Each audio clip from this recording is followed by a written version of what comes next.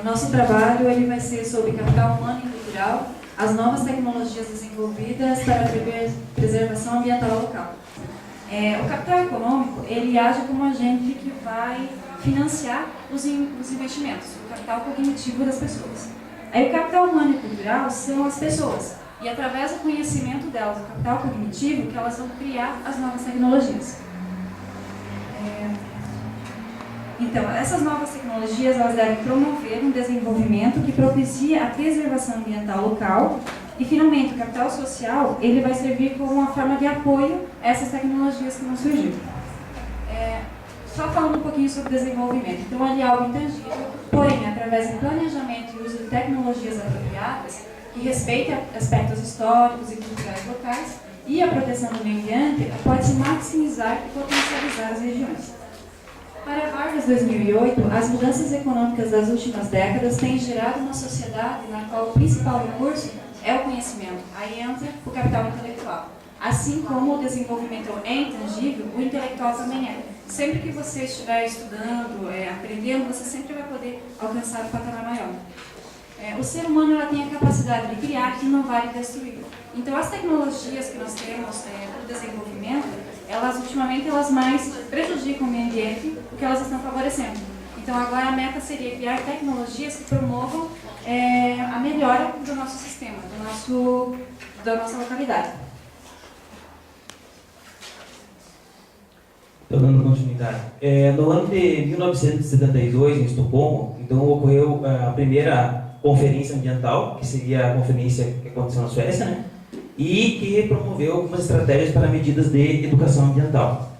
Então, dando continuidade aqui, seria a outra questão bem importante que foi discutida também, que foi na Rio 92, que foram promovidas algumas ações que foram discutidas de acordo com a temática relacionada à sustentabilidade, né? Na Rio +5 foi criada então a Agenda 21, do ano de 97. E aí, para Capelletti e Kropotkin, a luta pela vida e o apoio mútuo são fatores que estão em um mesmo nível de evolução, firmada pelo livre acordo onde o homem apresenta sua sociabilidade. Então, algumas estratégias foram discutidas também no ano de 2009 em Copenhague para a proteção, preservação, através de tecnologias, que seria algumas delas a compostagem com o biogás, o aquecimento solar, a utilização de prédios abandonados para atividades das mais diversas, e ações também de educação ambiental nas escolas, também discutido aqui no Brasil. Aqui, esses dois mapas eles estão mostrando a localização das ilhas do lixo, que nós temos no Oceano Pacífico, e nós temos outras ilhas do lixo também que se localizam em outros locais, como por exemplo no Oceano Índico, né? Nós temos algumas localizações ali que estão circulados em vermelho no segundo mapa, que mostra então essa localização dessas ilhas do lixo. Aqui as duas imagens elas estão mostrando, a primeira imagem mostra a ilha do lixo, né, na aplicação ali, e a segunda imagem, o animal que já está sofrendo mutações pelo fato de que esse lixo está inserido e os animais estão convivendo com isso. Então o que está acontecendo? Mutações relacionadas a isso, ao lixo. Ao aquecimento solar também, que seria a sustentabilidade também, uma maneira de inovação tecnológica para garantir a sustentabilidade. Então, ao longo dos tempos, as mudanças climáticas elas estão se tornando cada vez mais frequentes e isso se deve à ação do homem no espaço.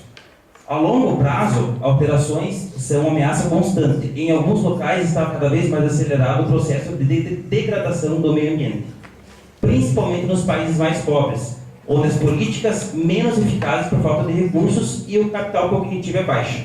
Então as pessoas elas se preocupam menos em países subdesenvolvidos, em países em desenvolvimento. Por quê? Porque não há políticas necessárias e atitudes que seriam necessárias também para que essa degradação ao meio ambiente ela fosse diminuída. Então o que acontece? A sustentabilidade ela vai ser garantida a partir do momento que o governo se preocupe em promover ações para que isso aconteça, né? Que a sustentabilidade realmente ela se dê ênfase.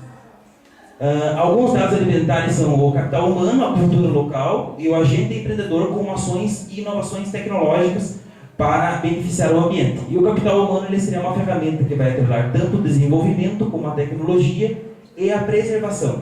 para que o capital cognitivo ele respeite as leis de preservação ambiental, o capital econômico ele financiará a criação, o desenvolvimento e a aplicação desses novos projetos que seriam encaminhados posteriormente. Seria isso, pessoal. Obrigado.